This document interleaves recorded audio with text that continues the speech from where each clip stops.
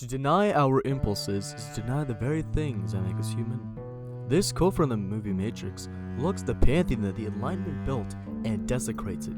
It questions our worship of rationality and precision, and if that is actually the best direction for our mentality to be set in. Grigory Skovroda, the person on the thumbnail, is a person who lived in a Europe in love with clarity and precision. A Europe in which men would meet up in the modern day equivalent of a Starbucks and think on how to optimize humanity with reasons and systems, gaslighting themselves into something they aren't. Skovroda saw this spiritually numb in Europe, using rationalism and shoving it in places it does not belong in. And that rationalism, disguised as maturity, ripped the soul and heart and killed it mercilessly, as not only Europe, but eventually the whole world celebrated with ecstasy. This man is important because it's not just Europe that is in this phase anymore, but the entire world. And this infested world with a parasite we call enlightenment, sucking out everything for an optimization that ironically itself is not rational. And even in those same coffee houses that I mentioned, where it all started, cracks were already showing. And then I said, play stupid games and win stupid prizes. Oh my goodness, Voltaire. That's a good one. Guys, so I was wondering, what if we actually can't view the divine as spirit through our senses, so rationalism is inherently flawed? Oh my god, what are you, a bigoted emotionalist? If God exists, what bad thing happened? This one's getting a downvote, Chad. What a profound statement, these chuds can't even make a good argument. Yes, and thinking on this specific method, our senses are flawed, and we must doubt everything, because we doubt everything, only then will we understand what is true, and rationality build up from there. Oh yeah. This one's getting an upvote. But wouldn't doubting everything include doubting logic as well? In order to build an absolute truth, we must also deconstruct logic and rely on emotion and other systems of odds. Oh my silence! I found a devil jail, you stupid Chad. And to answer Baron de Holbach's question, yes, I am a stupid Chad. And this stupid Chad will crucify your self-sacrificial devotion to science, publicly and utterly humiliating your view on humanity, like in a deeply uncomfortable German film. Now, first off, we're going to start off in basic psychology. Now, what is the brain like? It's a pretty rudimentary drawing, but you get the job done. So, first off, we have the cerebellum. This is responsible for your motor memory, remembering how to tie your shoelaces, etc. And then the occipital lobe. That is where the information of your eyes is stored and how you view things. And then here we have parietal lobe. That's like your basic senses, that sort of thing. And there's also motor cortex there as well. It's like in between that and the prefrontal cortex. So, quick summary of that. That is your senses, like touch, etc. And also that is where mathematics is. And then this, the frontal cortex, that is known as your HQ of the brain. Which means that is where your personality is, that is where decisions are made. Whenever you consciously think about something, like, oh, let me get this done, that's over here. And then we have the temporal lobe. Some really bad drawings. This is just gonna be little segments. But that's like the temporal lobe and stuff. Now, if you go deeper into the brain, I don't really want to draw it because it's kind of hard. I'll put up a picture over here. We have the pituitary gland, the hypothalamus, the thalamus, and the amygdala.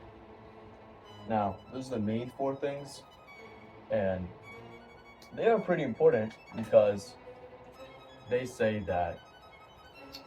So, amygdala. That is also an emotional part of the body. It says, oh, we're scared, we need adrenaline. Oh, we're excited, we need more adrenaline. And the thalamus says, oh, we need to send out. We need to send out neurotransmitters. We need to send out hormones. And stuff like that, right? And these hormones aren't just secreted in the brain. They seem to control the whole body. In your chest, in your stomach, they are everywhere, right? And that is pretty important because, as you can see, there's only one rational brain, part of the brain, which is over here, and everything else kind of impacts your emotion, because we aren't really meant to be doing all that. Okay. Now, first let's start off with a little survey, right? So, imagine yourself a woman, okay? Now, she's a girl, right? And, she's happy, she likes aesthetic stuff, right? She wears a Palestinian flag, and, she's an activist. She likes empathy, right? Now, you say that she's more likely to be just a bank teller, or B, a feminist and a bank teller. Now, if you weren't just trying to sound smart or anything, you'd say B, which you're not wrong for doing that. You're not wrong for thinking that. That's completely expected. Now, this is actually where the Enlightenment argument crumbles, because what the Enlightenment people say is that the order does not matter when you, and it's not about the order, it's about the fact that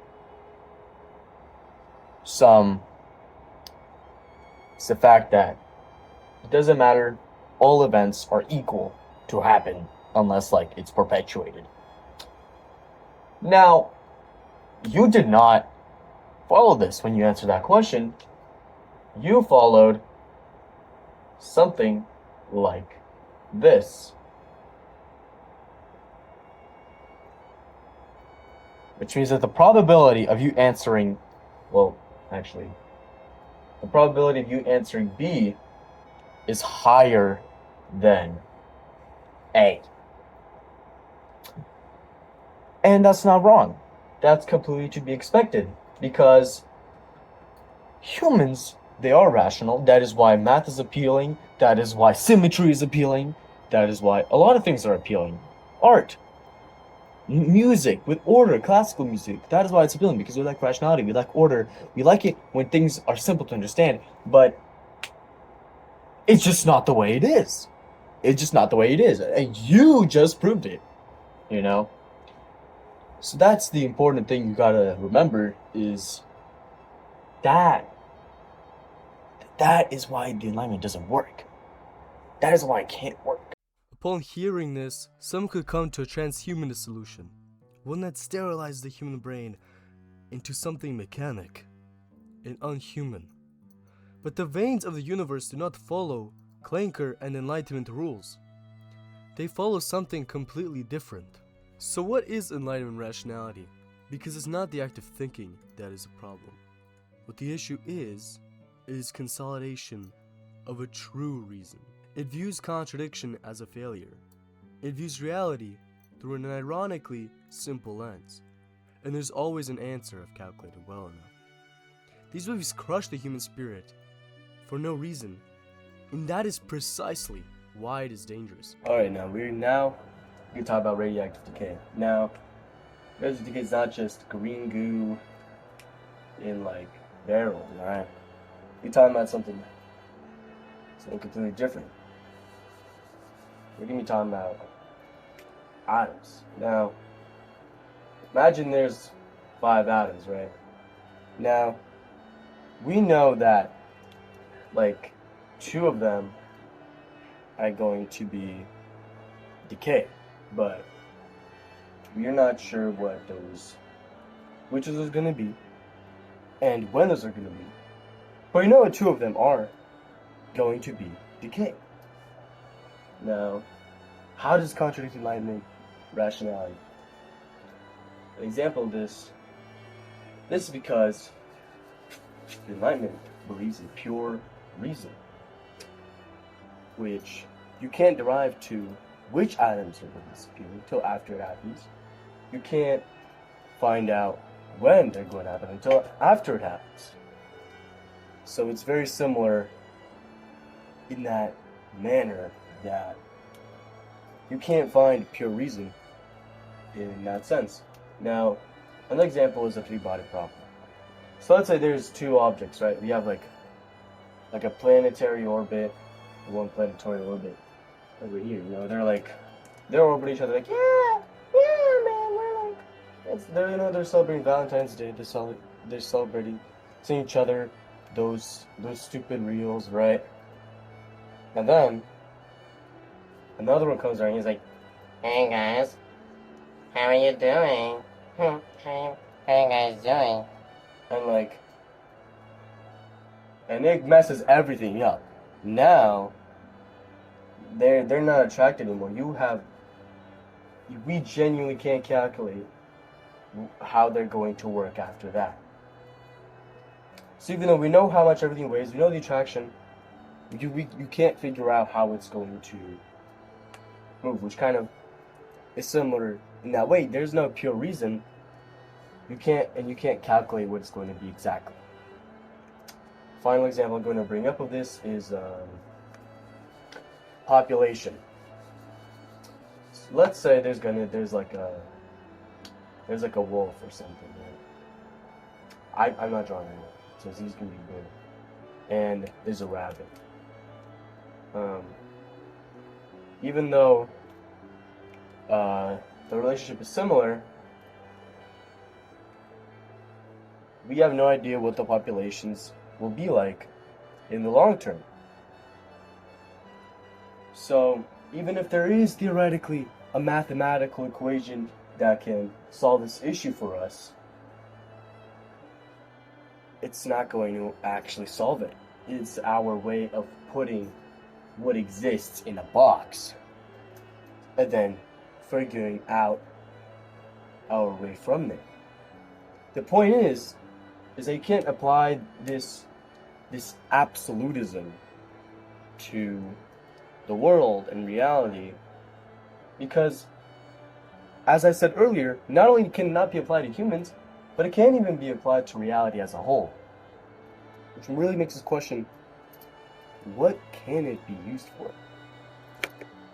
Now, the Enlightenment was a debauchery to the spirit, but we can't take away its importance. We can't have public transport in trials run by the spirit. That part does have a true reason. What is important is to not confuse the universe with something as simple as a bus system. I acknowledge the internet as a traditional territory of incels.